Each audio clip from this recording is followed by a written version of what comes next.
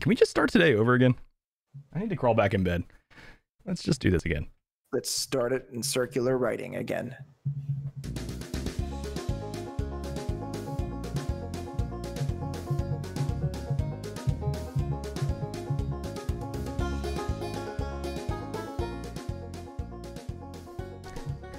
Hello and welcome to this week's episode of the Metacast podcast. That's the podcast that explores itself, explores ourselves, and explores the self in general. My name's Ty. I'm going to be your host.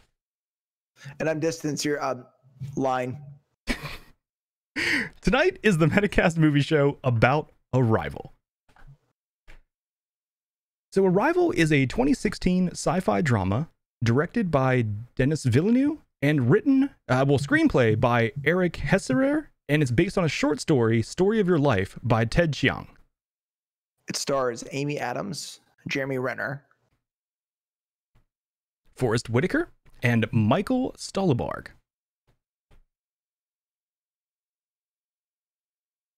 Oh, did we fuck this up? Yeah, we totally fucked this up. You did. Say the budget in the box office after that. What did I fuck up? You stopped after 2 stars. But I was. It's I thought I was 4 only naming the first two. 4422. Ah, shit. It's all good. We'll there we go. All right, let's try this one more time. I'm fired. No, I messed up. It's all my fault. Arrival is a 2016 sci-fi drama directed by Denis. Jesus Christ! The one time I got his name right, I practiced that name like 3 times. All right, I've got it this time.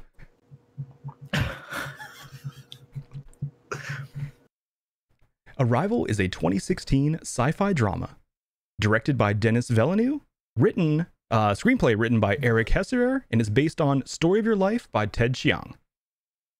It stars Amy Adams, Jeremy Renner, Forrest Whitaker, and Michael Stuhlbarg. The budget for this movie was $47 million, and the box office take was $203.4 million. The tomato meter rating is 94%, with an audience score of 82%. So Arrival is, as I said, a science fiction drama. It tells the story of Earth's first contact with an extraterrestrial species by following a linguist brought in by the US Army to facilitate communication with the new aliens. I thought this was a very interesting movie the first time I saw it. I immediately fell in love with it. What did you think? Are you a fan of Arrival? Yeah, I mean, I thought it was cool. You know, there's a thing that we never really think about with a lot of these like first contact, like alien invasion movies, is like that we gotta like, you know, talk to the aliens. Yeah. Yep. It's like a thing that we never really get past. They just happen to show up, and it's like, oh hey, we're Vulcans, and just happen to be able to speak your language because we got this thing. Exactly. Give you, There's so usually this thing that sense. happens where it's like if the alien species can travel faster than life, they can also just speak English somehow. And like that's kind of always been a thing in science fiction. So I really enjoyed that this movie kind of took that as an idea that was kind of unique in my opinion. Yeah, and it crossed a lot of different subjects that you don't necessarily always expect in one of these types of movies that are things that really are like relevant and like necessary, I think, to address.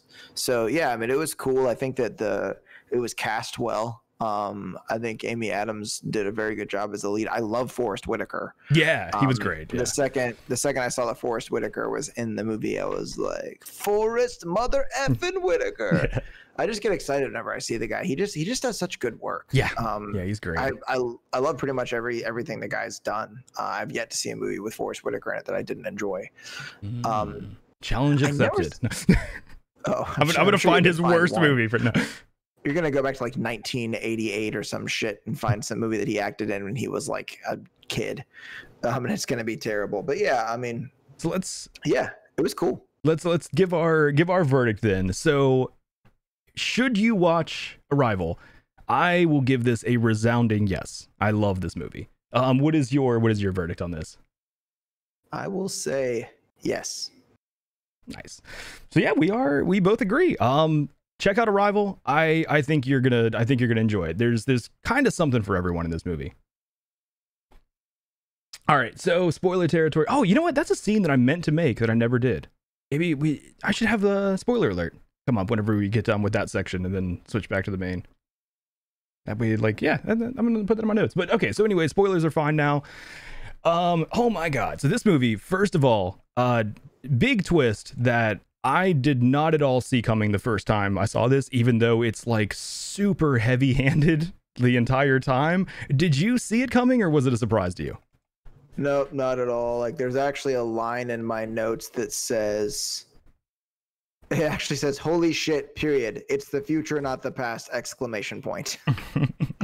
Like, that's, I actually just tapped that out in my notes. Like, that's fucking crazy.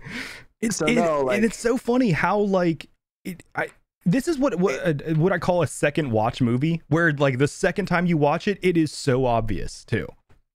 Yeah, I mean, I look back on the stuff that happened in the film, and I'm like, all the shit with the little girl, things that are happening, and you know, there's even the thing like where, well, if you're looking for science, you better talk to your father. Yep, exactly. Yeah. Which that line at the beginning when they're in the helicopter is like, yeah, that's a really nice introduction, but it's wrong. The cornerstone of civilization isn't language; it's science. Yep. And I thought to myself, like, it's interesting that she was married to a guy that's so much like, what was it, Donnelly? Yeah, Donnelly. Yeah. So much like him. And then I was like, maybe they're gonna get a little thing going on. Like, they are, because And then like the mommy and daddy talk to animals thing. Yep. I was just, there's all sorts of shit that happens where I'm like, wow, they just threw it right out there. But it's all there. The way that they make it look, though, and the way that she behaves at the beginning of the film, they do a really good job of making you believe that it was something that happened before the film at the very beginning. Oh, definitely. And I think that that's just something that the audience doesn't like let go of. Even though it's like, it is so like it's almost so clear too. In the very beginning, she even says, like, I'm not so sure I believe in beginnings and endings. There are days that define your story beyond your life, like the day they arrived. So you, like, well, I guess you could think that it's after, but at that point it's like, well, you don't know anything about the cause and effect, like causal and effect relationship of this movie. So if you think that it's after when they arrive, how would that define the life that she was just talking about? You know, it's like, it's one of those things that it's so obvious on the second watch that it's like, oh yeah, it's this obviously is talking about something that has. And you know, it's weird because when you watch the film, she doesn't act like that stuff's already happened. Yes, she really doesn't at all. Well, and she also acts confused when she has these quote unquote flashbacks. That I think the first time I saw this movie, I may have just read it as, you know, I guess pain for remembering the past or something like that. But it's like on second review and like really studying the movie, it's like, no, it's obvious. Like, she is confused, and she even says that line later in the movie, like, who is this girl? Like, she doesn't, like, she's having these like memories, quote unquote, of this like little girl that she doesn't even know who the hell this is. But there's like, so first of all, I mean, the first thing that I wanted to talk about was the intro. I think it was very well done. I had completely forgotten how touching this movie was. We talked about this kind of in our text a little bit, but like, I remembered the cool time stuff and the sci-fi movie and the aliens. So like, I completely forgot how this movie starts with like a pretty touching scene. And it was like, I put it on and like 3 minutes into the movie, I was like tearing up a little bit. And I like texted you. I was like, oh dude, I forgot. Like, this is a little rough, but I got through it. It's sad, but the intro I think is very, very well done. I even put in my notes that I think it's the most touching introduction to a movie since Up. You've seen Up, right? I fucking hate that movie. Up is so good. It's so, the only thing that came from Up that I think is worth the shit is Squirrel. Doug was a good character. Yeah. Other than that, I don't know. Like, I you know, it's because I saw it with one of my exes, I think. Okay, I can see that. And I think I just associated with that particular ex. So you know, it's not. I did watch Game of Thrones with an ex, but I just fucking hate that show. So gotcha. That's just all right there. You know, nothing, Jon Snow. But you know, I found it interesting at the beginning. Well, okay, here's a question that I have before we go anywhere else. I need to know. Okay. Can you really land a military English? Can you really land a military helicopter on a civilian's lawn? Like, legally? Because they do that shit like it's nothing in the movie. Forrest Whitaker's like, "Hey, I'm in the military, get in my helicopter," and she's like, "How long do I have?"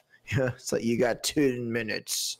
I think I would say probably right now there would be some sort of rule against that, or like you could probably, press charges or do something for, but I think like in situations where, first contact has just happened and there's 12 mysterious huge ships all around the earth, I think that like a lot of rules like that become more lax. Yeah, so like you can get like free refills on the slushy machine and no one gives a shit. Exactly. Yes. Yeah.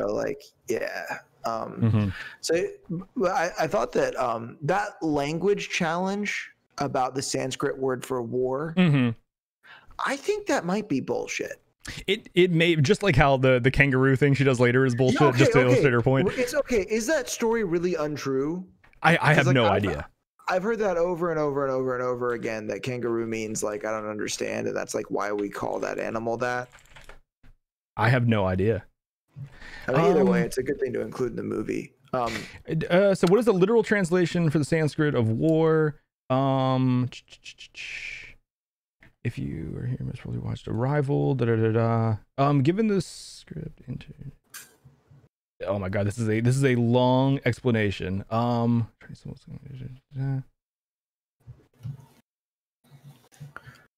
I really want to go to Montana. This movie made me want to go to Montana. Not seeing anything? Or is it just too much? It's like, I mean, so the way languages translate, it's not as clear as it's put in the movie, but from what I'm reading here, it seems like that is the general idea. But it's like, but no, it's just not as clear cut as like, oh, this person said it means this, and it actually means a desire for more cows. But it does seem to be based in that kind of misunderstanding, though. So there were some kind of things in the movie that I thought were odd, like the fact that the door to the craft opens every 18 hours. Mm-hmm. Is it because the aliens just need a break from dealing with these apes? We don't know. I have no idea. Yeah. They did say something about crazy too. Well, they did say something about how they were making the room inhabitable for humans. And then during the downtime, they would then like cycle out the oxygen and like bring it. And that's when they realized, like, hold on, so they could suffocate us at any time if they wanted to, which is like, I think it's always kind of stupid in the movies like this, where, I mean, like we talked about in the intro, like if there's a species that came to your front door with, the ability to travel interstellar distances and technology that is so far beyond your control, it's like you are already kind of at their whim. I don't think that like being like, oh, well, if we go in this room, they could suffocate us. It's like, yeah, they could probably destroy the entire earth right now too. It's like being like overly conscious of like what they could do to you in the room that they're obviously inviting you into. I thought was kind of silly, but at the same time, it like speaks to one of these like core ideas I see in this movie a lot, of like the idea of if all you ever have is a hammer, everything's a nail. I think that theme plays out a lot in this movie, and that's kind of like played out by these military personnel, that all they see is a conflict. No matter what, it's like they have to look at every situation but which is very beneficial. You need that in the room, which is I think also why they bring in the people that don't. You need to have like those minds seeing things in different ways. Yeah, agreed. And when in the kind of alien invasion or alien arrival type movies like this one, it is somewhat anthropocentric. Like people really center the idea around people. Yeah. That human behavior, that if you arrive someplace, that you're just going to take the resources and make it your own. But that's not necessarily what every, other species in the universe or whatever that we happen to come in contact with would actually act like. It's, it's somewhat arrogant to think that alien beings are going to act the same way that we do. Exactly. Yeah. It's not even like consistent to all of humanity. If you look at different times in history, like when the Westerners started taking over stuff in what is now the United States, like there from the history that I've read, there was like a misunderstanding of what the idea of ownership was, where it was basically like, the settlers were like, oh, well, who owns this land? And the Indians or the Native Americans were saying like, oh, well, the land is here for everyone to enjoy. And then that we took that as like, oh, well, that's ours now. And that's like, but the ideas of like ownership didn't really make sense in that society, versus like the Westerners look at like, oh well, you know, this is mine. I now own this, and you do not. So it's like I think even across humanity, ideas like that are not consistent. So like to think that a species coming from another planet or another solar system or another galaxy would have like ideas of conquering and things like that, yeah, we're just we're projecting, I think. Did I say human? I meant European. Oh god, yeah. So it's funny, I have a line in my notes, like when they first show the aliens, it says space squid spider. Yeah, I was gonna ask how you thought about the first reveal of the heptapods. I like the fact that they weren't like humanoid. Yes, yeah. I like the fact that they were very like different, but I also don't like the fact that it was basically an octopus. Yeah, well, pretty much, yeah. I mean, the shape and everything, it's essentially an octopus without eyes, and but more jets fractal on the side. Because they like at the end of their arms, it also split into 7 fingers. Oh yeah, that's so it was true. Yeah, I thought that was like a kind of cool thing, but so I do kind of think that it's interesting that in the like the news stuff that they put on the TVs and things, that one of them was a Pentecostal church that they decided to burn the church down with them inside of it. Oh yeah, I did see that. Yep. Because I forget why it was that they did that, like what their exact reasoning was about like what was happening. I don't remember. And you know, there is a scene in the movie toward the beginning that I actually threw my head back and laughed during. Yeah, what was that? Yeah. Did you ever see the movie Hurt Locker? Yeah, of course. Jeremy Renner is in that. Yeah. I think they call it. I think it's an EOD technician is what they call it. Okay. So for the record, everyone I know that's ever been in the military hates that movie. Gotcha. But the scene where they take their hazard suits off. Okay. Jeremy Renner does that in Hurt Locker. He takes off his body armor. Like he takes all of his EOD gear off. Okay. And apparently he's supposed to be able to see better, or it's hot or some shit. But like I lost my shit because they actually did that in that scene in the movie. And Gotcha. Hurt Locker to me is like one of the most legendarily bad movies ever. Gotcha. I mean, it wasn't that bad, but I mean, like, I don't know. For me, I just thought that was hilarious. Also, isn't the bird fucking annoying? Yes, I do think that the audio of it like was way too prominent, and I don't like. I mean, I understand why they did it, and I understand that it is like a major clue, but it still felt a little too like the chirp was like, especially. I mean, I don't know. Did you watch this with headphones on, or were you? I just watched it on my TV with a sound bar. Gotcha. See, for me, like with headphones, it was like the bird was always like right there, and it felt like the audio engineer needed to like, all right, back off a little bit on the bird. Come on.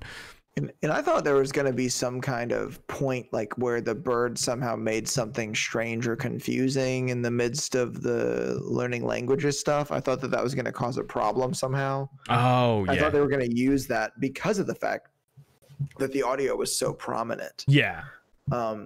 No, I think it was more just trying to draw your attention to it, so you'd see it in the drawings with the little kid and try to like just have it as that clue.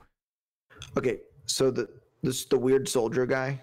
Yeah, well, which one, right? the one that like starts the coup, basically, right? He's like the one that's on the phone with his wife at that one part. Yeah, the one that's listening to. Dude, I wish that. Oh my god, it would have been so perfect if they just got Alex Jones for the radio show host. Like, you know how he was like sitting there listening to like a conservative radio show host that was kind of conspiratorial, like that should have just been Alex Jones. That would have been perfect. That would have been pretty hilarious. The government's telling us that there's 12 of these things, and I know I would have loved that. That would have just been so amazing. It's turning the freaking frogs gay. Yeah, that guy's kind of funny. I've only heard him a couple times, but consider yourself lucky. I didn't recognize what was going on. I just thought, like, man, that soldier's really fucking weird. God, no, yeah, he was definitely getting kind of putting his tinfoil hat on and thinking that like he needed to do something to, because the army wasn't doing what they needed to do, man. He had to take things into his own hands. That was like kind of crazy. I mean, they basically like they had like a set of soldiers that kind of went rogue, and I mean there was even like a firefight between those soldiers and like the other military members like that. Dude, I freaking hated the radio chatter before that scene. Oh yeah. I hate like movie soldier radio chatter. I actually wrote it down. Load up and get cover. Stay frosty and we can avoid casualties. And I'm like, oh my God, dude. Yeah, it was a little cheesy. They pushed as much of it into like one little sentence as possible. And I was like, oh, bury my head in my hands. But, you know, I did get kind of excited when they landed in Punjab. Okay. But I'm wondering why it said Punjab, Pakistan. Did it? On the map it says Punjab, Pakistan. That's weird. But I think that technically it is a border city, right? Or is it like from my understanding, Pakistan is basically the top half of Punjab, like the whole thing. Okay. And I guess they have their own Punjab there, but there's also one in India. So like I'm wondering if they just decided to like split up. They are it is like it is a province in Pakistan. Or Pakistan. But from what I understand, basically like all of Pakistan like is what used to be Punjab. Gotcha. Okay. But I might be mistaken. But I'm pretty sure that's like when the British decided to fuck everything up. So I did think it was really strange. We like you brought it up a little bit. The entrance of the ship was kind of interesting. I thought the weird gravity stuff was cool, but I also thought it was really stupid that why was that a surprise to both Ian and Louise? Like, why were they not briefed on any of this shit? It's like they wanted to make it as weird as possible for them. Well, I thought they were told about it. No, like in that scene, they were both like, they had no idea what to expect. The gravity was going to shift. They were like surprised. Yeah, it was weird that it's like, it seemed like they should have been like briefed on that. Like, why would you go into that just being like, all right, hold on, there's a surprise. We'll let you find out. Like, it just, I don't know. To me, it seemed kind of strange. I mean, even if I knew about that, I'd still be freaked out. Mm-hmm. You know, it's like waking up one day and everything's upside down. Yeah. I can't imagine how that would feel like in your stomach, moving from a place where gravity is down that way to down that way. Like that would just be the weirdest nauseating feeling ever. Like the down arrow shifting in your body. Yeah, I mean, like there was an earthquake. Do you remember that earthquake?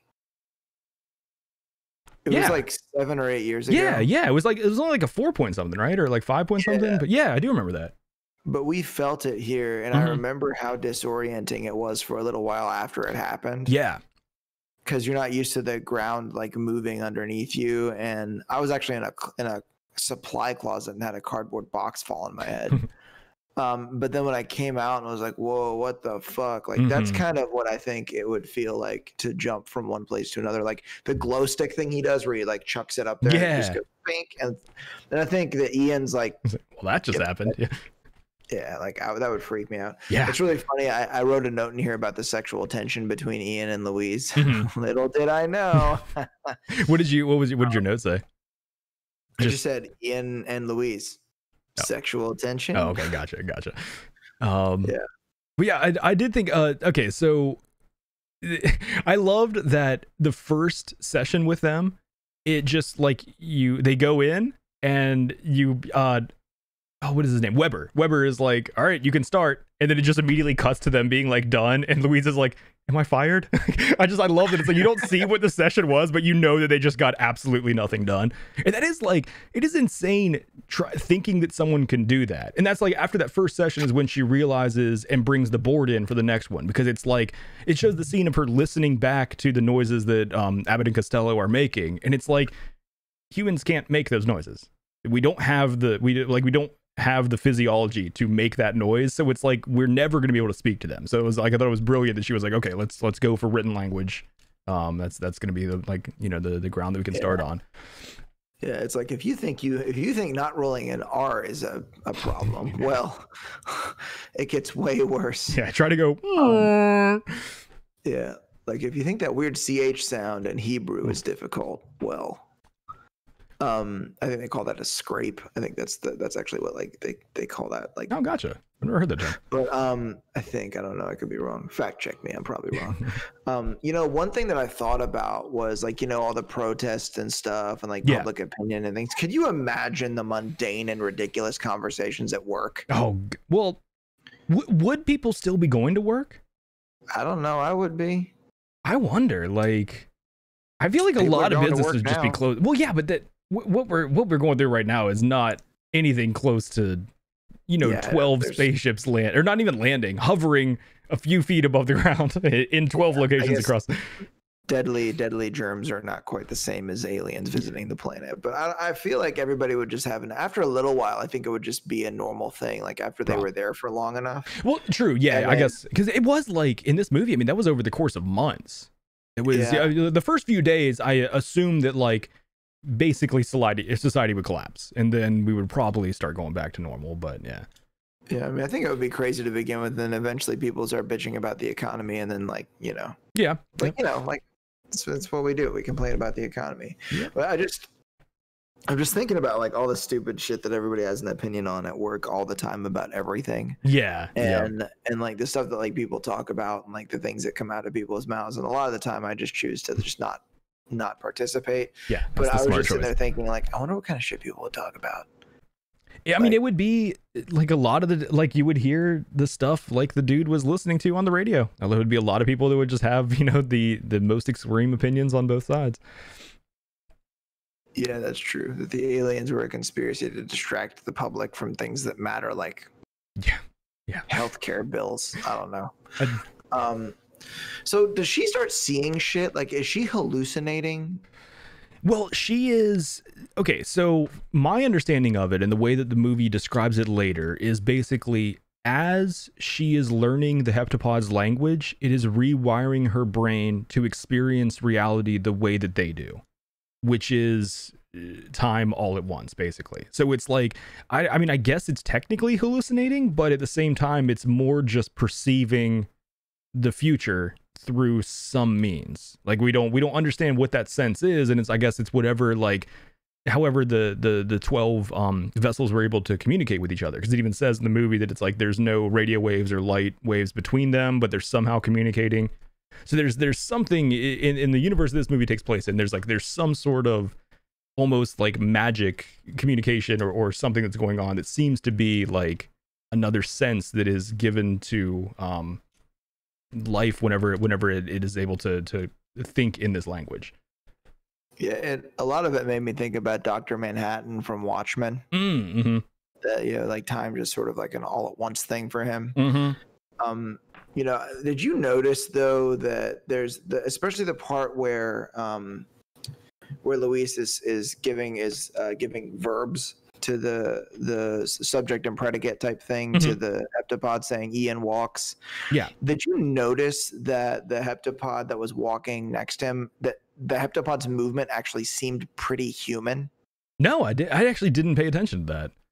I noticed that they made the sort of mannerisms of them look a little less like, not necessarily human, but it's almost like the heptapod had a gait, like it was moving like a hip joint, or it's hard to describe. Interesting. Yeah, I didn't pay attention to that.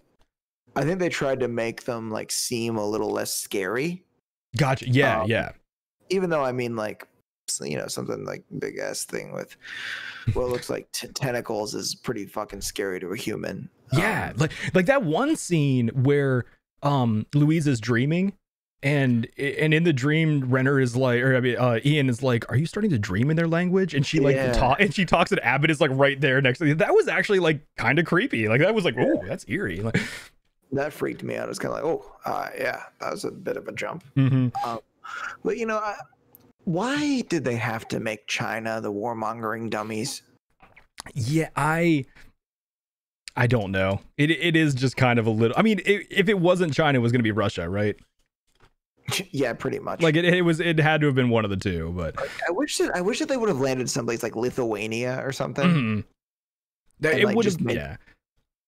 Or like Kazakhstan. I don't know, one of those places, a place that like isn't I mean, not particularly well known to Westerners. Since Borat, Kazakhstan is, it's pretty well known now. Even though I think that was filmed in Romania. Yeah, I don't think there was any like actual Kazakhstan there. But so I am kind of.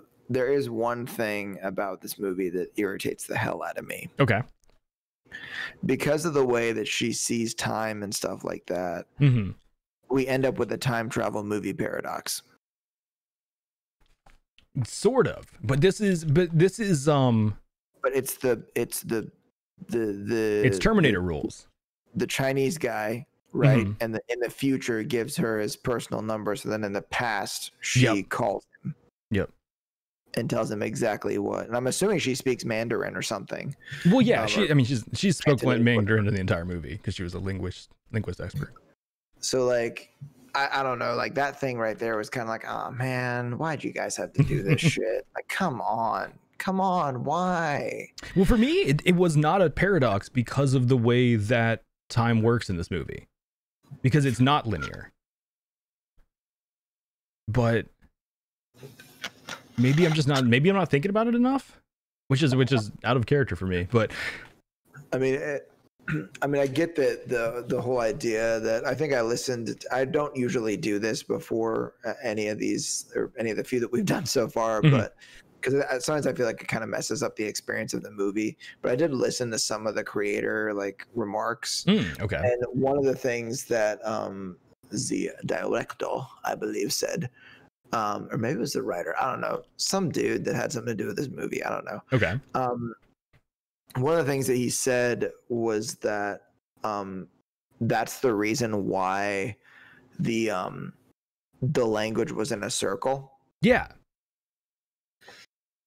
That was supposed to be like some thing that like would make it more plausible, I guess, that it makes you like that you change the way that you experience time. I don't really understand like that whole thing, but I mean, I get that it's sort of like getting at the idea that time isn't necessarily linear. Yeah. But yeah. I mean, wherever they are, maybe it's not, but here it more or less is, from what I can tell. Well, you just haven't learned to speak Heptapod yet.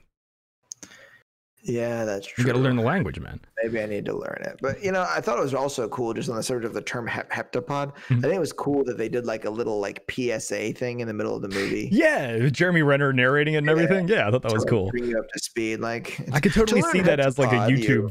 That's like a YouTube video that exists. Like, yeah. And I thought that was really cool. I mean, that was a really good way to kind of educate the audience. Well, I loved the line that he said in that, which I think that was the best way of wording kind of the idea that we were just getting to with the language. But the way he words it in that video, where it's like, imagine you wanted to write a sentence with both hands, starting one at the end and one at the beginning. You would have to know exactly what words you're using, how much space each one takes up, like, and that's what their language is. It's like, it's not an idea that is, going from one place to another. It is like the idea exists as a snapshot already, and like their brain works in a way where they're able to see all of that at once, which is way outside of our experience of the universe. But yeah, it's interesting to me because communication for me is something that I think is really important, and I think it's a thing that a lot of us don't put a lot of effort into getting better at. That there's many people that are just awful listeners. What? And I've exactly line. And I recently, like within the last few years, like made an effort to get better at listening, and it's a skill that it's helped that I've like been like studying philosophy too, because if you're having an argument, like an actual argument, not a fight with somebody, you have to listen to them in a very specific way. Yeah. But I like the fact that there's so much value placed on communication in the film. I like the fact that, and I thought you probably enjoyed the whole like semantics of weapon in the movie. Yes, I thought that was really cool. Yeah. That it was like, it could mean a tool, because, and you'll even hear people talk about like gun people will call their handgun a tool, and they'll be like, yeah, Glocks are ugly, but it's a tool. Do you really need a pretty hammer? It made me think of like, I mean, of course it didn't show that scene, but it's like, Abbott and Costello's entire idea of that word came from Louise. So like there would have been a scene that she taught them weapon or tool, and then taught them a action or like something that, so it's like at the, like you would think back to that moment, it's like, oh, I taught them weapon while showing that, oh, all it meant was this thing helped me do this. And, it's like that doesn't necessarily mean that it's like, oh shit, that could mean tool, that could mean like, yeah, facilitate, that anything. Like, yeah, I thought that was very interesting. I think that I don't know that, because the point that she makes about the word weapon when she's talking to them about the meaning, that sounds like it's more on the part of the person translating. Yeah. Like there's the Hebrew word yachal and then the Hebrew word tikva. Mm-hmm. And I'm butchering the pronunciation for both of those, that we translate both of those words as hope. Gotcha. Yeah. But they don't mean the same thing. So it's like, this is the closest thing that fits that we have. Yep. But I wish they gave us more information. It is exactly the reason why they used that word as like why they thought the word that they were using specifically was weapon. And then she tried to like figure out like the concept of that in their language or like in their minds. Well, yeah, because when they went back in for that second part of that session, then they asked Abbott and Costello to clarify, and the second time they said the offer weapon or use weapon or whatever, the word was different, and like Renner even points at it, he's like, hold on, that's not weapon this time. Like, and she's like, yeah, there's a lot more going on in that word, and ended up being like apparatus or technology or like different things like that. Like, and that's when they blew up, right? Yes, yeah, and that's when the bomb blew up. Yep. So I think that later on, when she ends up like in the like weird habitat thing, that was a weird scene. Costello, yeah, that was very strange. And then he actually says, "You have weapon, use weapon." Yeah. Yep. But it's interesting because like that Costello can actually understand Louise when Louise is speaking. Mm-hmm.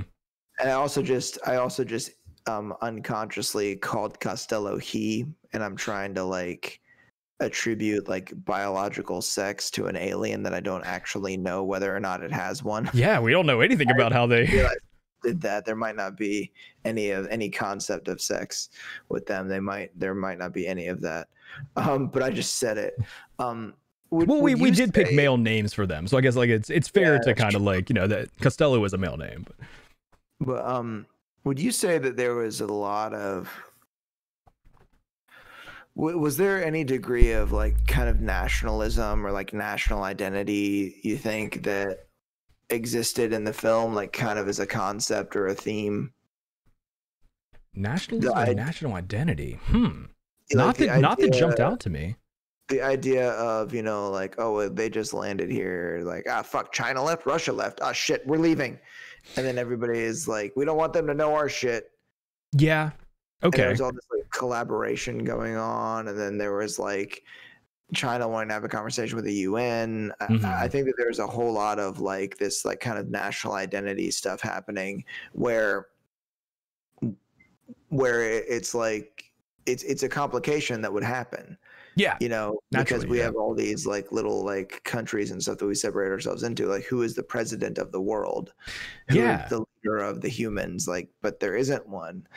Well, that was an interesting idea that one person thought of, because of course we have no idea why there's 12. It comes to, in the movie, they're basically wanting us to work together, but someone throws out the theory that it's like, are they wanting competition? Is it like you just said, they came to a planet with no single leader, and it's like, oh, well, hold on, let's figure out who the strongest nation is, and then we'll start talking to them instead. America. Fuck yeah. It's like, who wrote that? But it's just funny to me how badly like everyone failed at diplomacy. But there's a lot of these contests over the years, like the space race and things like that. And the Europeans are like rushing to cross the Atlantic to get to the New World and all that stuff. So I think this is something that maybe like we've done for a long time, and in some situations it can be a good thing, and it can create some progress. But I think in this case, in this film, it wasn't necessarily anything that was particularly beneficial, I don't think. Yeah. But it makes me wonder, in 3,000 years, what the fuck are the heptapods going to need? I do think it's funny. I did not consider the similarities between these two until we've watched them now just a few weeks apart. But like, two of my favorite movies are Interstellar and Arrival, and they both are about like, okay, in the future, humanity will need to help. One of them is an extraterrestrial race. The other one is just future humanity. But it's like they're both kind of like science fiction-y time travel stories that are also touching dramas that have to deal with humanity needing to do something in the future. Like, so we're gonna facilitate you making it to that point.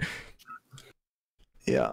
On the subject of the touching drama part, man, the last like 5 to 10 minutes of this movie, dude. Yeah.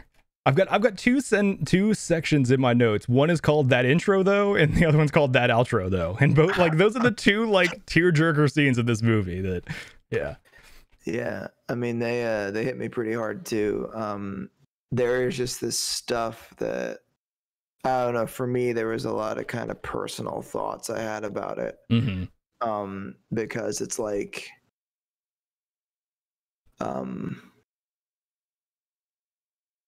I don't know exactly how people put it, but there's a thing that you hear people say about life, that it is a series of like decreasing options. Yeah. As you make more choices, you have less choices left to make. Yeah, like the most potential, most opportunities you had when you were a baby, and they've been closing doors since then. Yep. Yeah, and it kind of makes me think about that, like the way that she's because, you know, like everything's a risk. And I think that a lot of people, you know, I've had difficulties, you know, with anxiety throughout my life, and there's this temptation to try to predict the future. Yeah. Yep. When in reality, it's just like playing out scenarios that may or may not happen. Yeah.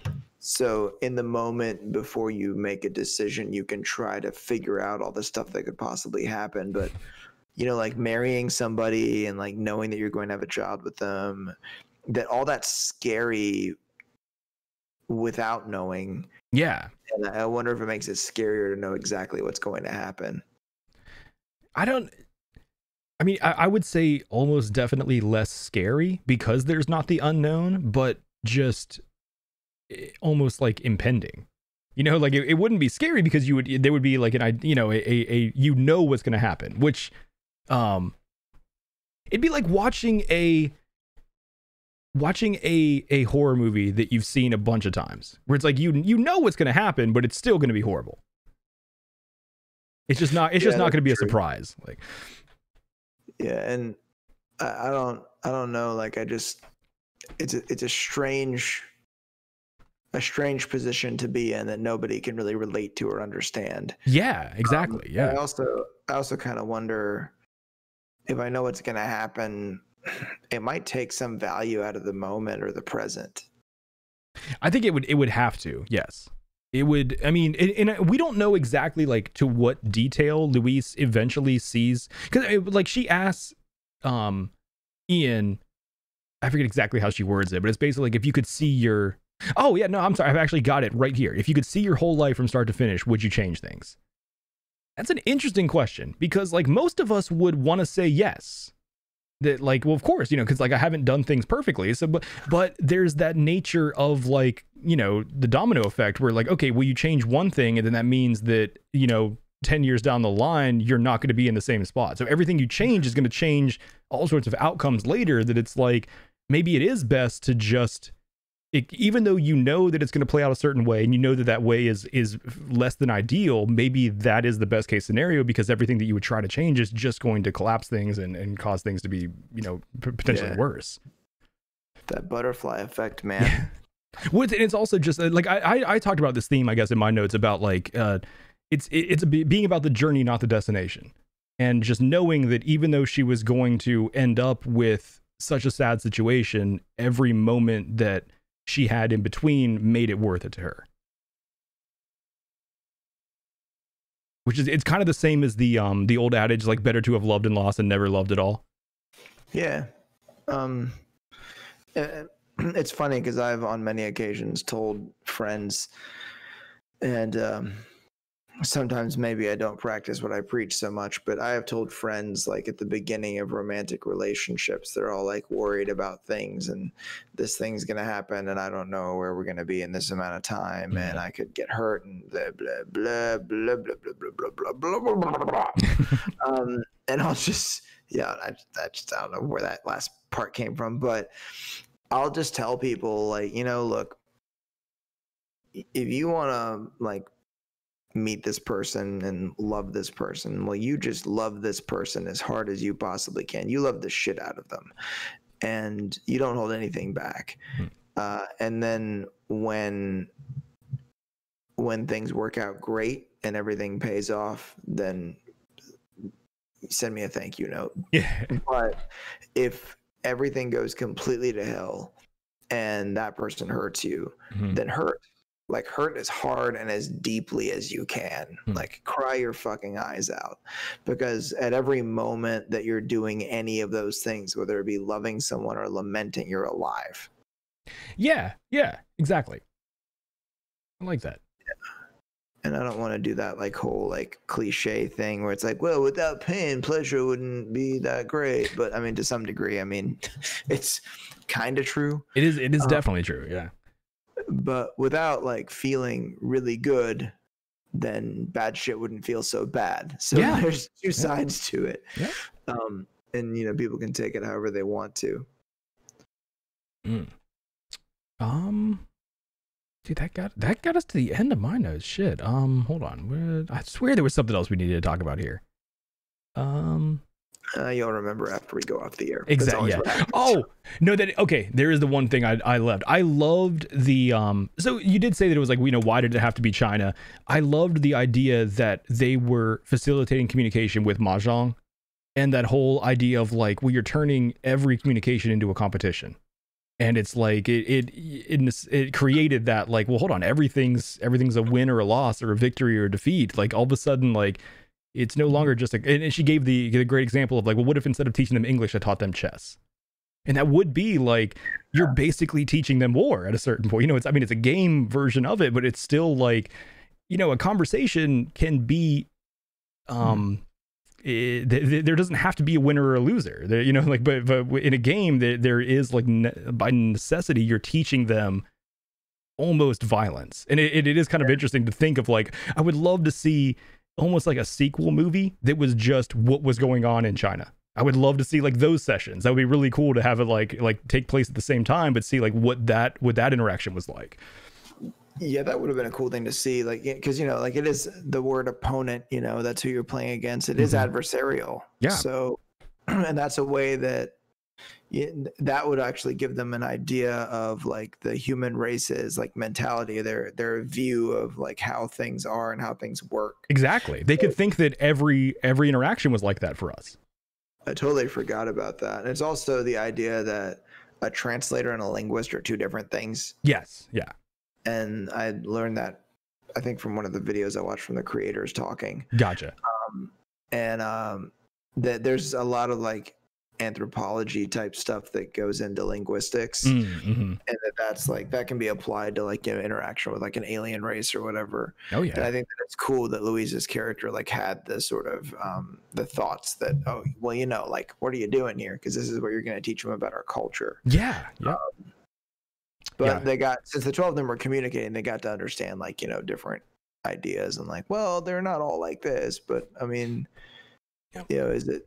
And I do think that is kind of like the, it's kind of like cliched, it's kind of like cheesy, but I like that theme in the movie of like the working together and the cooperation, where it is like, it's, it kind of sucks that the world is a place where there is so much, I don't want to call it hatred, but just like a lot of like misunderstanding and shit that goes on between countries. Where there's not a lot that we get together on. And I think that there's even there's a famous speech by Reagan, I think it was back in like the 80s, where he talked about how if there was an extraterrestrial threat, that the world would come together and we would forget these, kind of almost meaningless differences that we have because of like in the light of like, some other like thing that we need to band together for, which I think it's just like a beautiful idea, because we do see so much like fighting and shit that goes on between humans that like, it's so stupid to me. We are so much the same, and it's all because like we've drawn invisible lines in the dirt and one person was born on the other side of that, or because their skin may have, more pigmentation in it. There's like all sorts of little things that we like cling on that we like cling to like find differences between us because we haven't actually experienced another species that is so vastly different. Like all we really know is each other. And like, but yeah, it is like, it was cool to see the idea though of like, no, let's like work together. And even the idea of like when we realized that we only had 1/12 of the data we needed, that it was just like, no, let's share our part. It's like that. How do we facilitate everyone else sharing with us? We do it too. We just say, hey, here's our part of it. Share with us. There actually was a point when I was watching the movie where I thought about that. Maybe this is some weird like trick that some billionaire, created. Yeah. I thought like, if I had that much money, would I just do that? Like make a fake enemy to unite humanity? But then I was like, nah, I'd probably just buy 3 Lamborghinis and crash them into each other or something stupid like that. You could do. There was some comedian I saw that was like, he was talking about how much money Bill Gates had, and he put it into like perspective where it's like he could buy every single baseball team and make them all wear dresses and still have $20 billion left. That would be the best use of your money. Buy every MLB team and turn all of their uniforms into dresses. I think I would be on your side for that one. I think I'd sign up for that one too. Well, that got me through my notes. Do you have anything else you wanted to touch on? Nah, man, I pretty much hit all the spots I wanted to talk about as far as the movie goes. I'm interested. I think we might have picked the same favorite line this week. Maybe. I don't know for sure. However, there's a part of me that thinks no now. Oh God. Because of things that were said during the episode, I'm thinking, I don't know, maybe he didn't pick this one. You go first. Okay.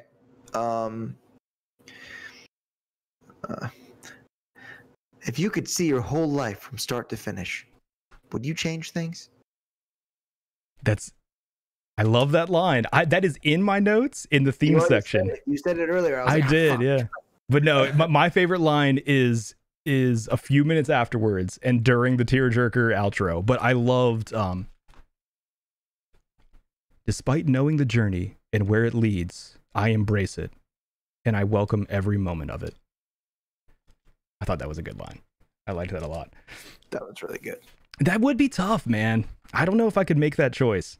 That's a real tough decision that she had to make in that. I thought that was a cool thing, though. Yeah, I couldn't do it either. Well, guys, next week is Rambo: Last Blood, which I have not seen. Distance suggested it, and I'm excited to watch. So that's going to bring us to the end of another episode of the Metacast Movie Show. And if you're watching this on YouTube and you've enjoyed the conversation, hit that like button, subscribe to keep up to date with what we're doing, and comment below and let us know how you felt about Arrival. If you want to further keep up to date or even join us as a guest on a future episode, you can join our Discord. The link is in the description down below. And we will be live next week, Wednesday at 7:30 p.m. Eastern on twitch.tv/TylerTV. Thanks everyone for listening, and I hope you have a great week.